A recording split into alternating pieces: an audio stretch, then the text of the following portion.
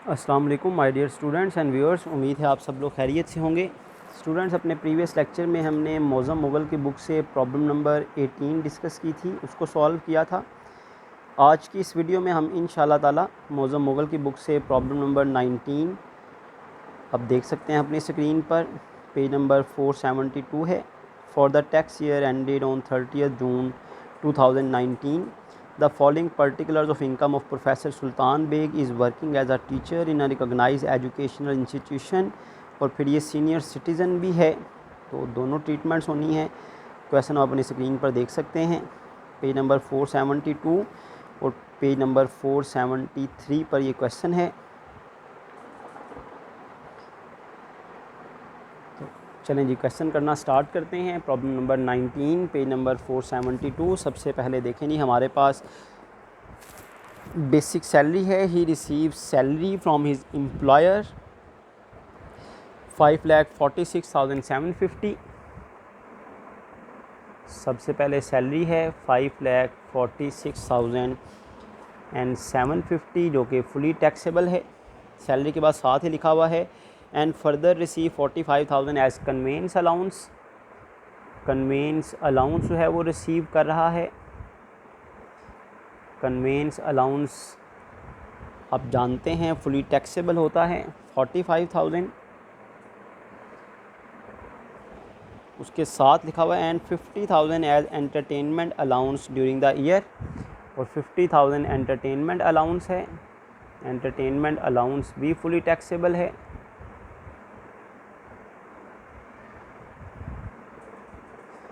$50,000। उसके साथ लिखा हुआ है tax deducted at source 200। Tax deducted at source है, वो आप जानते हैं स्टेप नंबर 8 में आता है। नेक्स्ट आइटम है the employer contribution his to his recognize provident fund. Recognize provident fund है। प्रोविडेंट फ़ंड की ट्रीटमेंट मैं आपको पहले भी कई बार बता चुका हूँ कि जब भी प्रोविडेंट फ़ंड आएगा सबसे पहले तो आपने हेडिंग देनी है उसकी टाइप के हवाले से। जैसा कि यहाँ पर रिकॉग्नाइज प्रोविडेंट फ़ंड है, तो सबसे पहले हम लिखेंगे रिकॉग्नाइज प्रोविडेंट फ़ंड।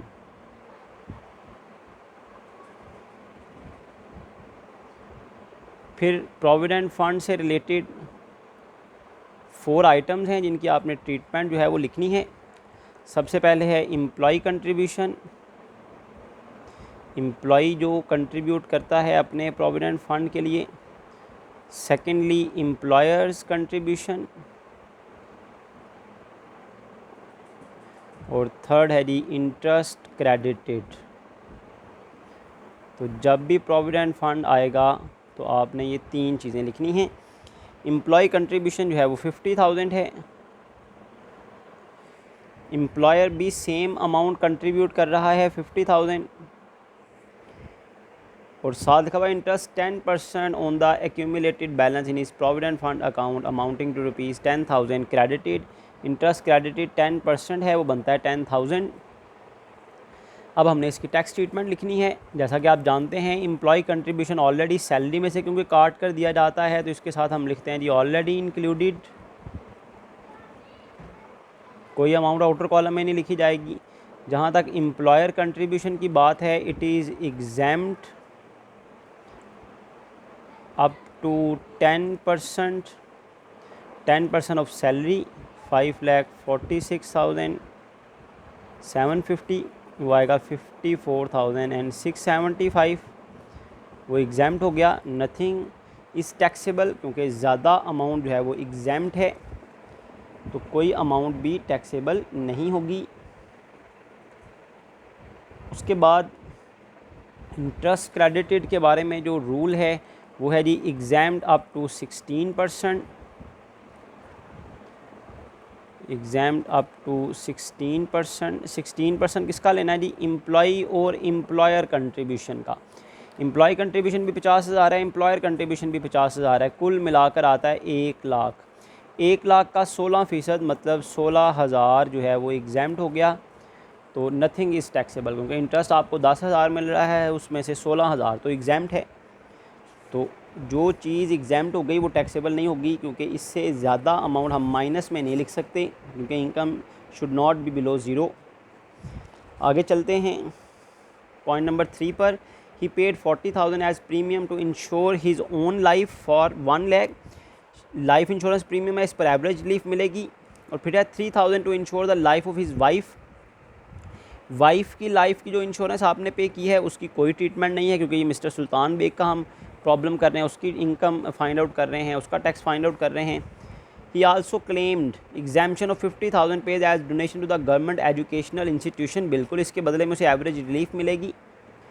उसके बाद फर्दर आप आगे चलें तो लिखा हुआ ही ओज आ प्रॉपर्टी, वो मालिक है एक प्रॉपर्टी का, विच इज़ लेट आउट, जो उसने किराए पर दी हुई है। 15,000 पर मंथ उसका रेंट है, ये इनकम फ्रॉम प्रॉपर्टी में आएगा। हिज एक्सपेंडिचर ऑन प्रॉपर्टीज़ की कोई ट्रीटमेंट नहीं है। कलेक्टिंग रेंट पर एक्सपेंस आया 1,000, इसकी भी कोई ट्रीटमेंट नहीं है। ग्राउंड रेंट की भी कोई ट्रीटमेंट नहीं है। Fire insurance premium and markup on loan, ये मार्कअप ऑन लोन जो है, जो कि बिल्डिंग बनाने के लिए 60% was utilize to acquire the building, 40% for personal use. Building acquire करने के लिए 60% जो है उसने लोन जो लिया उस पर उसका मार्कअप दिया 50,000। वो जो लोन उसने लिया 50,000, उसका 60% उसने यूज़ किया बिल्डिंग बनाने में, और 40% को उसने ज़ाती तौर पर इस्तेमाल कर लिया, उसकी कोई ट्रीटमेंट नहीं है। हाँ 40% जो है ये क्योंकि मार्कअप है बिल्डिंग बनाने या ख़रीदने के लिए, तो ये profit on debt markup on housing finance है, टोटल इनकम में से माइनस होगा। उसके बाद he receive dividend 30,000 from listed company, FTR की इनकम है, इस पर 10% टैक्स है। 10,000 from private company, private company से डिविडेंड फ्रॉम लिस्टेड कंपनी है उस पर 15% टैक्स होगा। प्राइवेट कंपनी से जो डिविडेंड मिला उस पर भी 15% टैक्स होगा।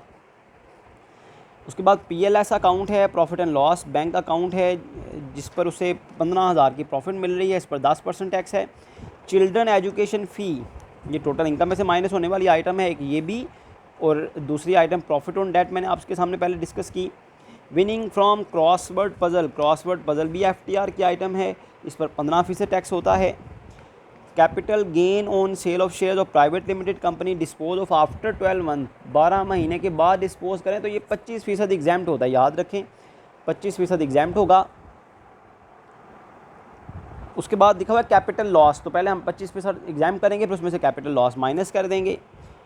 Then royalties on professional book, income from business की आइटम है। Income from timber business, income from business की आइटम है। Cash loan receive from father to purchase plot, income from other source की आइटम है। Reimbursement of 50,000 in respect of telephone, ये income from salary की item है।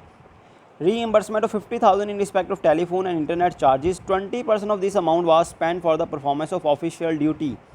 आपको बिजली का, आपको टेलीफोन का बिल और इंटरनेट का बिल जो है वो रीइंबर्स कर दिया गया है तो पूरा ये बेनिफिट था, टैक्सेबल होना था, लेकिन लिखा गया कि सिर्फ 20% आपने ऑफिशियली यूज़ किया है, तो सिर्फ वो हिस्सा एग्जाम्प्ट होगा, बाकी 80% टैक्सेबल हो जाएगा।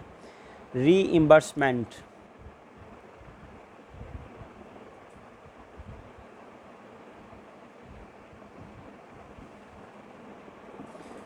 Of telephone and internet charges 20%, क्योंकि पर्सनली आपने ऑफिशियल ड्यूटी के लिए किया है, इसका मतलब है बाकी 80% आपने ज़ाती तौर पर इस्तेमाल किया है, वो जो 80% का बेनिफिट है ना वो टैक्सेबल हो जाएगा। 80% आएगा 40,000, क्योंकि इतना उसने ज़ाती कामों में इस्तेमाल किया है। यहाँ तक सारा क्वेश्चन हमने पढ़ लिया है। इनकम फ्रॉम सैलरी की यही आइटम है, यहाँ तक टोटल करें तो आपके पास आ जाएगी total salary income.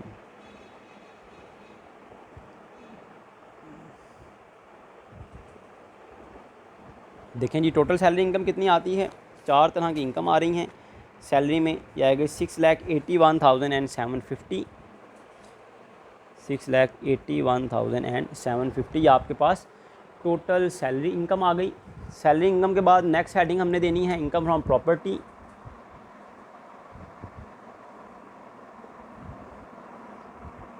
Income from property का सेक्शन 15 है। हम तरतीब से चलते हैं, पहले सैलरी 12 सेक्शन, फिर 5th सेक्शन जो है ये प्रॉपर्टी का। इनकम फ्रॉम प्रॉपर्टी में भी आपके पास पूरा पैराग्राफ है, पेज नंबर 473 पर 4th वाला पैराग्राफ, कि उसके पास एक प्रॉपर्टी है जो उसने लेट आउट की हुई है 15,000 पर मंथ पर। रेंटल इनकम है,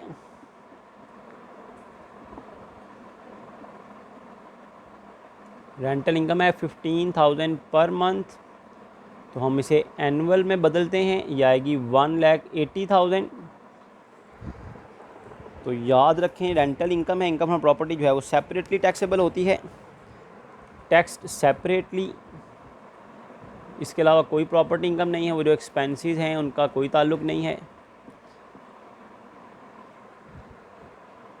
इनकम फ्रॉम प्रॉपर्टी के बाद नेक्स्ट हेडिंग आपने देनी है जी income from business.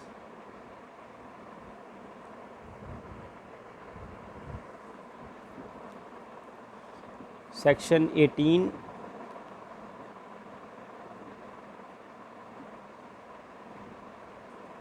Income from business section 18 जी। इनकम फ्रॉम बिजनेस से रिलेटेड देखें जी, दो आइटम हमने पढ़ी थी, एक royalties of on professional book 9th और 10th item, royalties on professional book और income from timber business.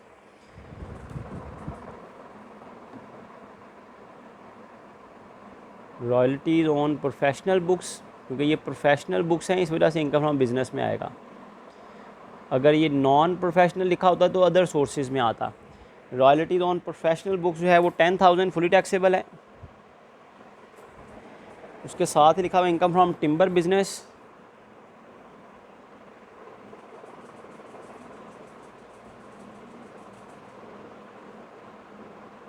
Timber कहते हैं दरख्त की लकड़ियों को।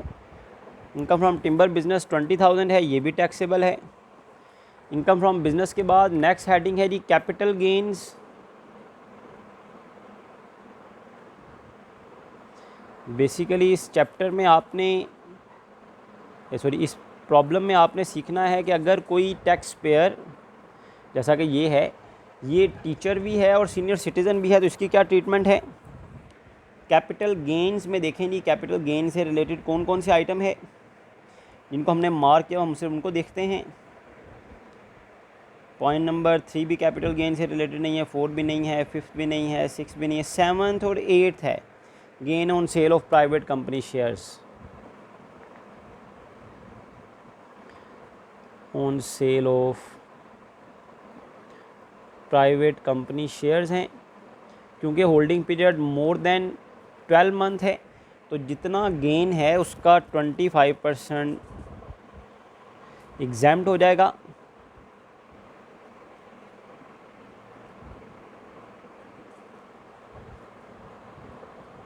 इसका 25% लेंगे तो वो 5,000 आएगा।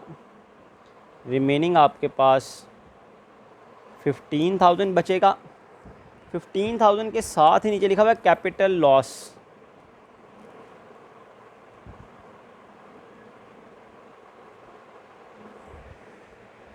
कैपिटल लॉस जो है वो 8,000, वो माइनस कर दें तो आपके पास आ जाएगा जी 7,000। नेट गेन आ जाएगा 7,000 जो कि टैक्सेबल हो जाएगा। उसके बाद इनकम फ्रॉम अदर सोर्सेज की हेडिंग देनी है।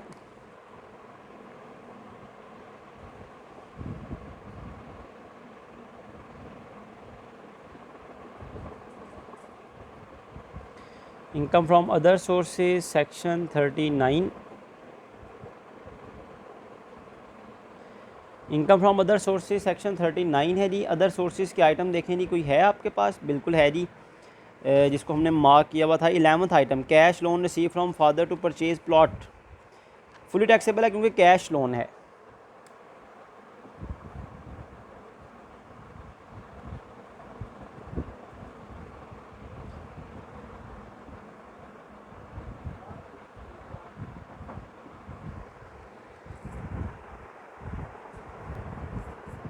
कैश लोन फ्रॉम फादर चाहे किसी भी पर्पज़ के लिए दिया जाए, जैसा कि यहाँ पर लिखा हुआ जी टू परचेज अ प्लॉट, इससे कोई फ़र्क नहीं पड़ता।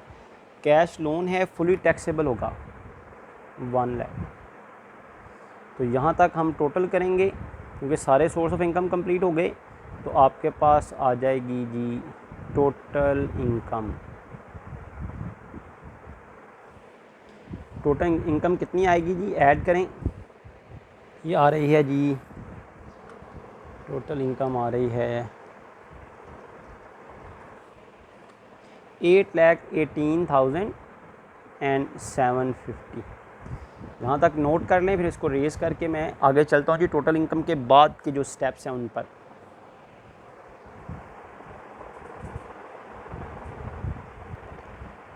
टोटल इनकम हमारे पास आई थी 8,18,750। टोटल इनकम में से 5 चीज़ें माइनस होती हैं, ज़कात, worker welfare fund, donation under clause 61, schedule 2, profit on debt, markup on housing finance. इस क्वेश्चन में 2 चीज़ें तो हैं जी हमारे पास।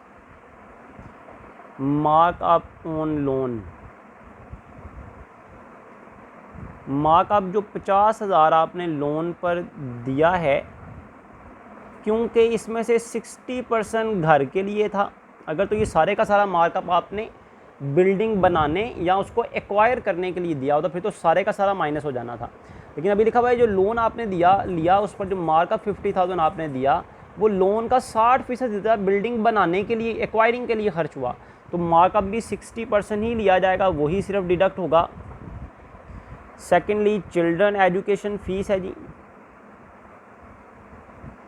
चिल्ड्रन एजुकेशन फ़ी के लिए आपको 3 अमाउंट्स कैलकुलेट करनी पड़ती हैं। फर्स्टली जो चिल्ड्रन एजुकेशन फ़ी की अमाउंट है, जैसा कि वो 75,000 है, उसका 5% लिया जाता है पहले। सेकेंडली ये जो टैक्सेबल इनकम है 8,18,750, इसका 25% लिया जाता है। और थर्डली नंबर ऑफ़ चिल्ड्रन जो कि 2 हैं, उनको 60,000 से मल्टीप्लाई कर दिया जाता है। तो फिर देखा जाता है कितनी अमाउंट आती है। 75,000 का 5% लेंगे तो 3,750 आ जाएगा। 8,18,750 का 25% लेंगे तो 2,04,688 आ जाएगा। और 60,000 को आप 2 से मल्टीप्लाई करेंगे तो 1,20,000 आ जाएगा। अब लेस क्या होना है, जो इन तीनों में से कम वाली अमाउंट होगी, तो 3,750 कम है, वो माइनस कर दें तो आपके पास एक्चुअल टैक्सेबल इनकम आ जाएगी।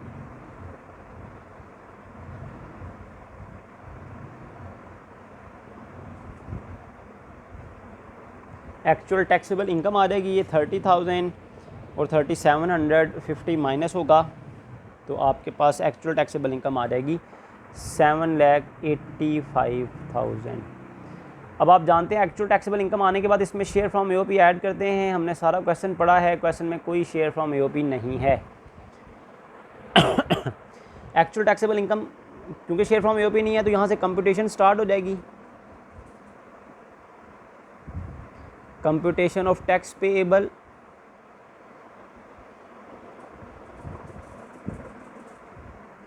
$7,85,000, 7,85,000 को स्लैब रेट के टेबल में देखें जी किस स्लैब में आ रही है, तो 4 लाख से लेकर 8 लाख तक दूसरी स्लैब है, जिसमें ये लिखा हुआ है जी इनकम अगर आपकी 4 लाख से लेकर 8 लाख के दरमियान है तो आपका टैक्स है 1,000।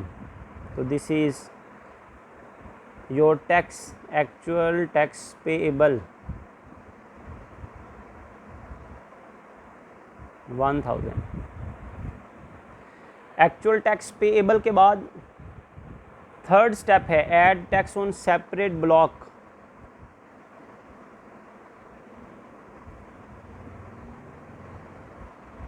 सेपरेट ब्लॉक का टैक्स ऐड करना है। जैसा कि आप जानते हैं सेपरेट ब्लॉक में 3 चीज़ें आती हैं, प्रॉपर्टी इनकम, प्रॉपर्टी इनकम जो कि 1,80,000 थी, ये तो 2 लाख तक वैसे ही एग्जाम्प्ट है, तो प्रॉपर्टी इनकम का कोई टैक्स नहीं है। कैपिटल गेन वैसे ही नहीं है, तो आपके पास एक्चुअल टोटल टैक्स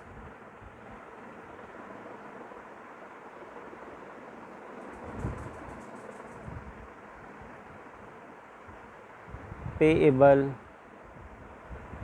आ जाएगा 1,000। एक्चुअल टोटल टैक्स पेएबल 1,000 आ जाएगा। इसके बाद फोर्थ स्टेप है जी सीनियर सिटीज़न रिबेट। इस क्वेश्चन में सीनियर सिटीज़न रिबेट है 50%, क्योंकि जो मिस्टर सुल्तान बेग है वो सीनियर सिटीज़न भी है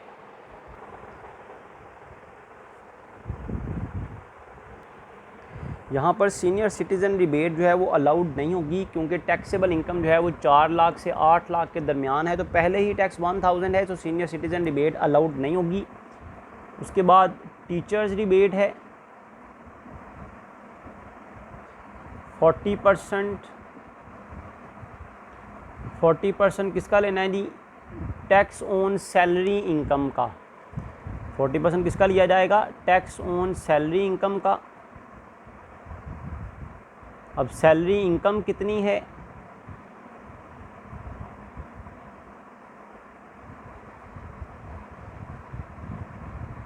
सैलरी इनकम है जी 6,81,750। इसका टैक्स जो है वो 4 लाख से लेकर 8 लाख तक इनकम है, तो टैक्स इसका भी 1000 ही आ जाएगा। इनकम अगर 4 लाख से लेकर 8 लाख के दरमियान हो तो टैक्स जो है वो 1000 होता है। 1000 का 40% टीचर्स रिबेट है 400, तो ये 1000 टैक्स था, उसका 400 जो है वो अलाउड हो गया,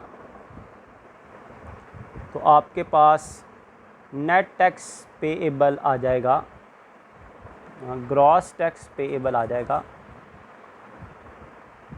600। अब इसमें से एवरेज रिलीफ माइनस करनी है।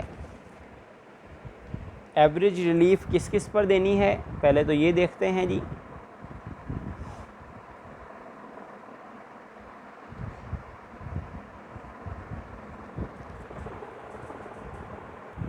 एवरेज रिलीफ के लिए पहले हम देखते हैं जी अमाउंट अलाउड फॉर रिबेट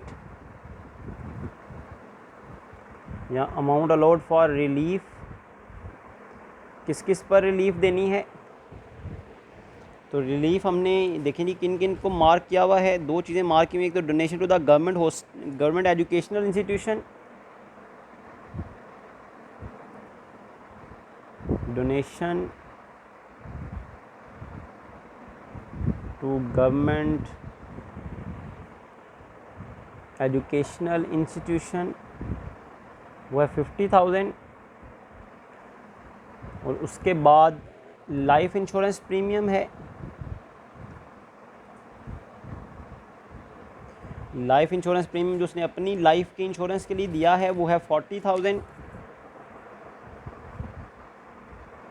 तो टोटल 90,000 पर एवरेज रिलीफ कैलकुलेट होगी।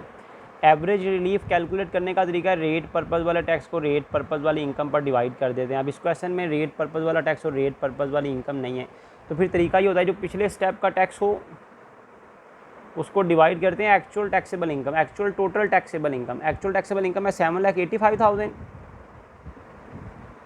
और अदर सोर्सेज की इनकम कोई भी नहीं है जो टैक्सेबल हो।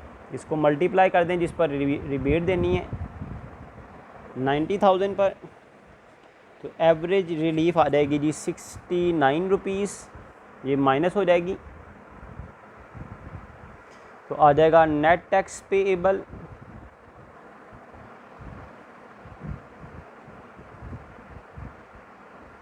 नेट टैक्स पेएबल आ जाएगा जी 531। इसमें से tax deducted at source minus होगा, जो फर्स्ट पॉइंट के अंदर लिखा हुआ था, फर्स्ट पॉइंट के एंड वाले, फर्स्ट पॉइंट का जो पैराग्राफ था उसके एंड पे लिखा हुआ tax deducted at source 200।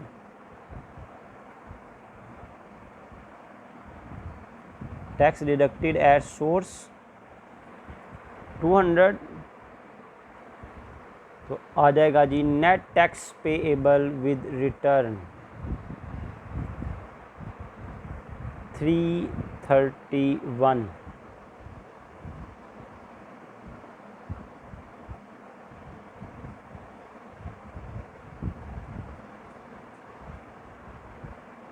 Net tax payable with return आ गया 331।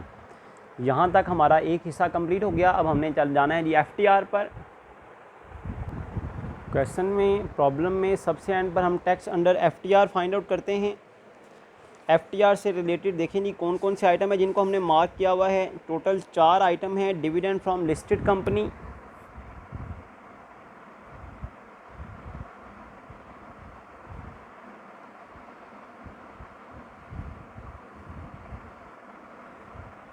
उसके बाद डिविडेंड फ्रॉम प्राइवेट कंपनी, एक ही पैराग्राफ में सब आइटम है ये।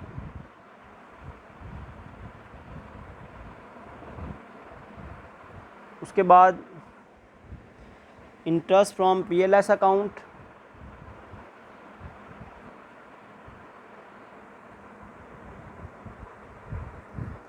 और लास्ट पर crossword puzzle, income from crossword puzzle.